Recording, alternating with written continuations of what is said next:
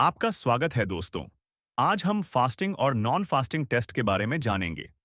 सबसे पहले जानते हैं कि खाली पेट में होने वाले कौन-कौन से टेस्ट होते हैं। ब्लड शुगर फास्टिंग टेस्ट के लिए 8 से 10 घंटे का फास्टिंग जरूरी होता है और अधिकतम 12 घंटे तक किया जा सकता है, जिससे सैंपल का रिजल्ट सटीक रहे। यदि आपने रात 10 बजे खाना खाया है, तो सुबह 8 से 9 बजे तक टेस्ट करवा लेना चाहिए। अन्यथा 12 घंटे से अधिक का फास्टिंग हो जाने पर रिजल्ट वैरी कर सकता है। इंसुलिन फास्टिंग टेस्ट में भी 8 से 10 घंटे का फास्टिंग आवश्यक है। लिपिड प्रोफाइल टेस्ट के लिए 10 से 12 घंटे का फास्टिंग आवश्यक है।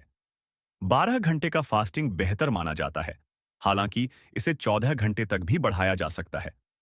इस टेस्ट में total cholesterol, triglycerides, HDL, LDL आदि की जांच की जाती है। ग्रोथ हार्मोन टेस्ट के लिए ओवरनाइट फास्टिंग जरूरी होती है, जिसमें 8 से 12 घंटे का फास्टिंग आवश्यक है। ग्लूकोज टॉलरेंस टेस्ट के लिए भी फास्टिंग सैंपल देना जरूरी होता है। आयरन प्रोफाइल टेस्ट, जिसमें टोटल आयरन और आयरन बाइंडिंग कैपेसिटी की जांच होती है, इसके लिए भी ओवरनाइट फास्टिंग जरूरी होती है। विटामिन B12, विटामिन के, विटामिन ई, कैल्सीटोनिन और सी पेप्टाइड टेस्ट के लिए भी फास्टिंग आवश्यक होता है। अब सवाल उठता है कि फास्टिंग में क्या खा सकते हैं। फास्टिंग के दौरान केवल प्लेन पानी पी सकते हैं, लेकिन उसमें चीनी, नमक, शहद, नींबू आदि नहीं मिलाना चाहिए। जूस, चाय, coffee, biscuit, chocolate, chewing gum, alcohol और स्मोकिंग से बचना चाहिए। खाली पेट टेस्ट से पहले भारी व्यायाम नहीं करना चाहिए, हालांकि हल्का योग कर सकते हैं। यदि डॉक्टर ने कोई दवा खाली पेट लेने को कहा है, जैसे बीपी या डायबिटीज की दवा, तो उसे लिया जा सकता है। अब बात करते हैं नॉन फास्टिंग टेस्ट की। कुछ टेस्ट ऐसे होते हैं जो खाना खाने के बाद किए जाते हैं, जैसे ब्लड शुगर पीपी टेस्ट, जो भोजन के ठीक 2 घंटे बाद किया जाता है।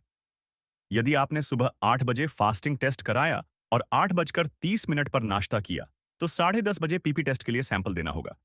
CBC, haemogram, haemoglobin, TLC, DLC, platelet count, ESR, CRP, एचबीए1सी, blood group, thyroid, T3, T4, TSH, dengue, typhoid, malaria, hepatitis, TB, HIV, syphilis, gonorrhoea आदि टेस्ट किसी भी समय किए जा सकते हैं। रैंडम ब्लड शुगर और ब्लड कल्चर टेस्ट भी बिना फास्टिंग के किए जाते हैं। कुछ टेस्ट ऐसे होते हैं जिनके लिए फास्टिंग या नॉन फास्टिंग दोनों विकल्प होते हैं, जैसे liver function test, kidney function test, PT INR, SGOT, SGPT, GGT आदि। यूरिन रूटीन टेस्ट के लिए सुबह का पहला यूरिन सैंपल लेना बेहतर होता है, लेकिन दिन में भी दिया जा सकता है। यूरिन कल्चर के लिए मिडस्ट्रीम यूरिन सैंपल लिया जाता है, जिसमें थोड़ा यूरिन छोड़ने के बाद बीच का यूरिन कंटेनर में लिया जाता है। रेडियोलॉजी टेस्ट में ECG, echo, MRI, CT scan कभी भी किए जा सकते हैं, लेकिन पेट का सीटी स्कैन खाली पेट होना चाहिए। एक्सरे कभी भी हो सकता है, लेकिन एब्डोमेन अल्ट्रासाउंड के लिए 4 से 5 घंटे का फास्टिंग और ब्लैडर फुल होना चाहिए। होल एब्डोमेन अल्ट्रासाउंड के लिए भी खाली पेट रहना आवश्यक है। लोअर एब्डोमेन अल्ट्रासाउंड के लिए यूरिन रोककर रखना पड़ता है। USG kidney, ureter, bladder ultrasound के लिए भी ब्लैडर फुल होना चाहिए। कोलोनोस्कोपी और एंडोस्कोपी के लिए ओवरनाइट फास्टिंग आवश्यक होती है। इस प्रकार यह जानकारी आपको सही समय पर सही टेस्ट करवाने में मदद करेगी और आपको लैब से दोबारा लौट कर नहीं आना पड़ेगा। यदि यह जानकारी उपयोगी लगी हो, तो इसे लाइक और शेयर करें। धन्यवाद।